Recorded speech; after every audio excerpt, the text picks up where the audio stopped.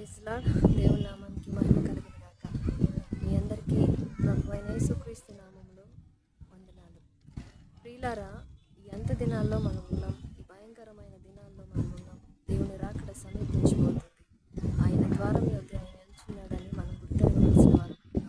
కాబట్టి మన ఆత్మీయ స్థితిని పరిశుద్ధపరచుకుంటూ నిందారహితులుగాను నిర్దోషులుగాను ఆయన సన్నిధిలో ఎత్తుపడే వారంగా మనం ఉండడానికి సిద్ధపడాలని ప్రభు పేరిట మనవి చేస్తున్నాను.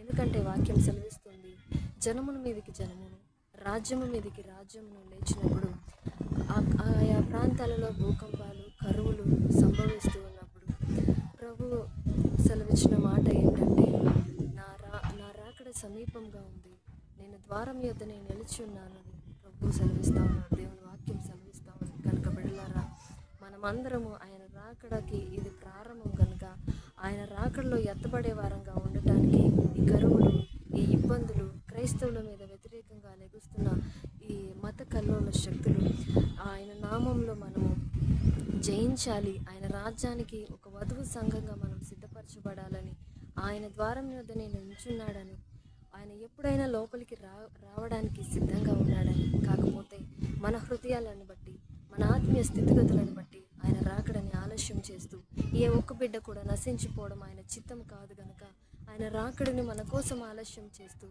ఆయన రాకడలో మనం ఎత్తబడే గుంపులో ఉండాలి కానీ విడువబడే గుంపులో ఉండకూడదని ఆయన మనల్ని ప్రేమ చేత నేను వచ్చేస్తే ఇప్పటి వరకు రక్షించబడిన బిడ్డలు ఎత్తబడతారు. కానీ ఎవరైతే ఆత్మలో బలహీనంగా ఉంటారో, ఎవరైతే శక్తి చాలని వారిగా ఉంటారో, ప్రార్థనా శక్తి లోపం వలన, ఆత్మీయ స్థితిలో లోపాల వలన, ఎన్నో ఇబ్బందుల వలన దిగజారిపోయేవారు విడువబడతారేమో అన్న ఒక ఉద్దేశంతో ఏ ఒక్క ఆత్మ నశించిపోవడం కూడా దేవుని చిత్తం కాదు కనుక ఆయన రాకడిని ఆలస్యం చేస్తూ మన కోసం ఎప్పుడూ చాచిన చేతులతో ఆయన ఎదురు చూస్తూ ఉన్నాడు. కనుక బిడలారా, మనం ఎక్కువగా ప్రార్థన చేద్దాం.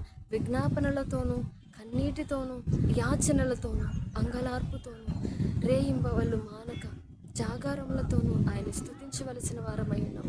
మీకోసం, మీ బిడ్డల కోసం ఏడవండని క్రీస్తు ప్రభు కల్వరి సిలువలో బలియాగం అవుతూ మన కోసం చెప్పిన మాటను ఒకసారి జ్ఞాపకం చేసుకుందాం. ఆ మాటల్ని బట్టి మనం ఎప్పుడు మన కోసం, మన బిడ్డల కోసం, మన కుటుంబాల కోసం కన్నీరు కారుద్దాం. దేవుని సంఘం పాడైపోతూ ఉంది.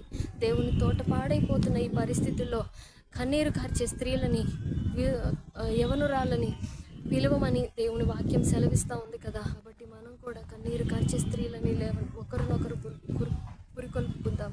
ఆయన రాజ్యాన్ని, ఆయన సంఘాన్ని మరలా కట్టుటకు కన్నీరు కారుద్దాం. మన బిడ్డల్ని ఆయన కోసం ఆయుధపరుద్దాం.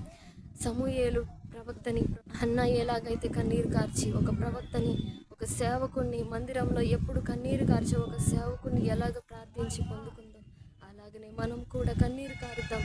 మన బిడ్డల్ని ప్రభు సేవలో పురికొల్పుదాం. ఆయన నామానికి మహిమకరంగా ఆయన రాజ్యాన్ని కడదాం. దేవుని వాక్యముని మన వినికిడిలో దీవించి ఆశీర్వదించుగాక.